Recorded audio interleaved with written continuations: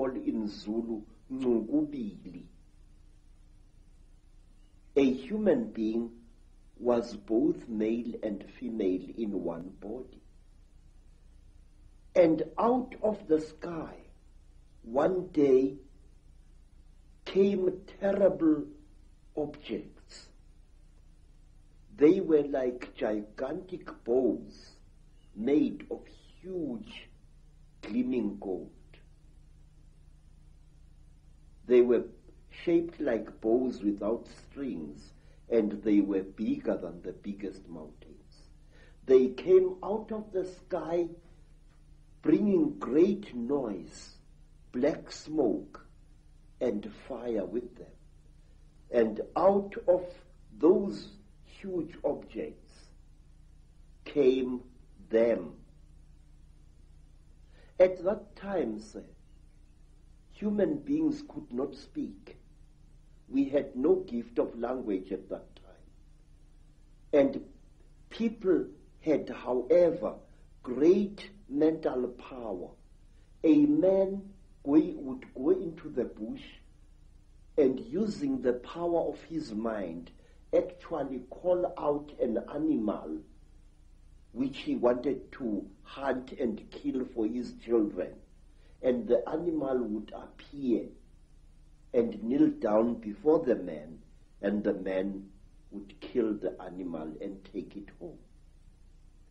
But when the Chitauri arrived in Africa, they told our people that they were gods and that they were going to give us human beings great gifts on one condition. We had to worship them and accept them as our creators. Some told our people that they were our elder brothers and that this earth had produced them generations ago.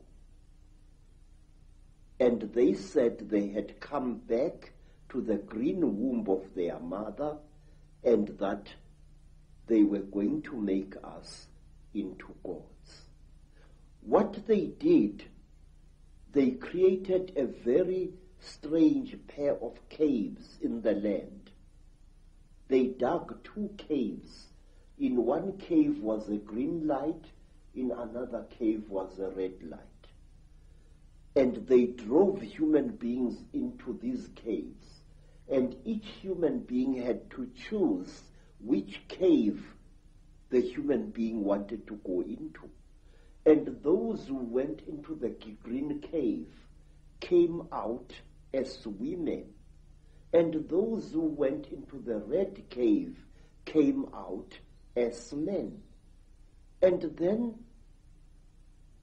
the talkers, the Chitauri, told our people that now they were perfect. But the moment the first men saw the first women, a terrible row erupted. The women hated the men because they looked between their legs and they saw what they thought were snakes dangling between the legs of the men.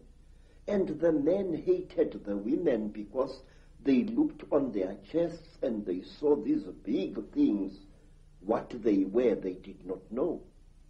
And then the Chitauri laughed. It was to them a very, very big joke. And then the Chitauri said, if you serve us, you wretched little human beings, we are going to make you into gods. And the human beings agreed to serve the Chitauri. And the Chitauri gave human beings a second gift, the gift of language.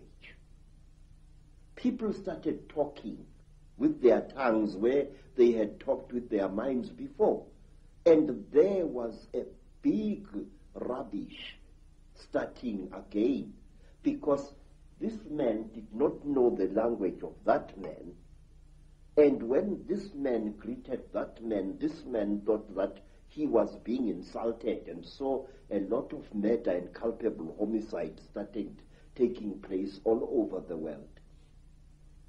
when our people were given language, they found to their horror that they had lost much of their mental powers.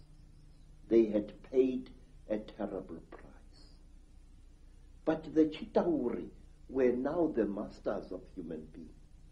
They made them, the human beings, to go into holes in the ground and to mine metal, gold, copper, tin, all kinds of metal the Chitauri forced our people to mine. And the people were very unhappy because they couldn't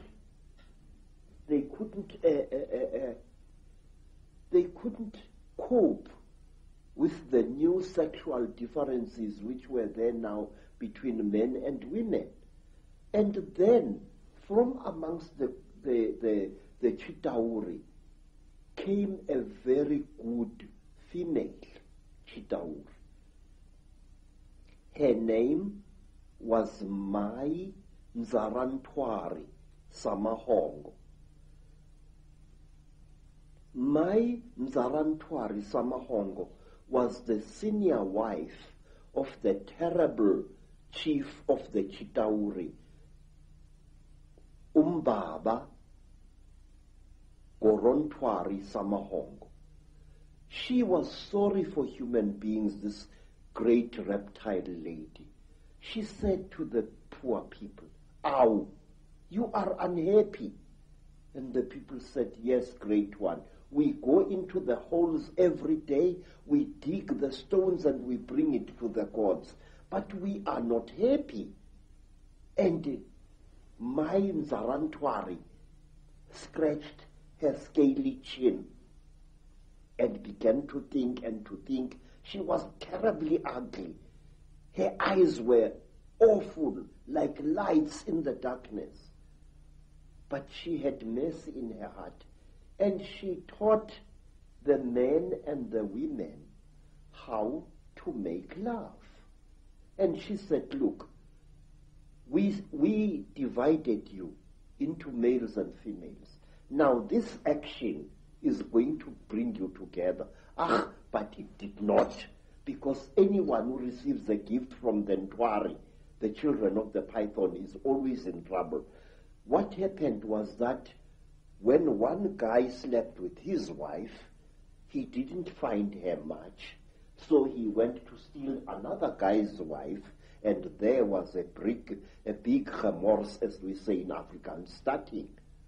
So men started stealing each other's wives and each other's girlfriends, and women started stealing each other's husbands, and there was a big nonsense in the land. And King Umbaba, the terrible lord of the Ntwari, the reptile people, said, "Look what you've done, you stupid old woman. Now these people, they are making such a noise. Listen to all that screaming in the bush.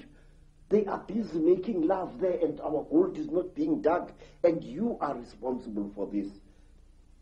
Nzarantwari thought and thought and thought and thought, and then she got a plan, and she said, "I will make them stop.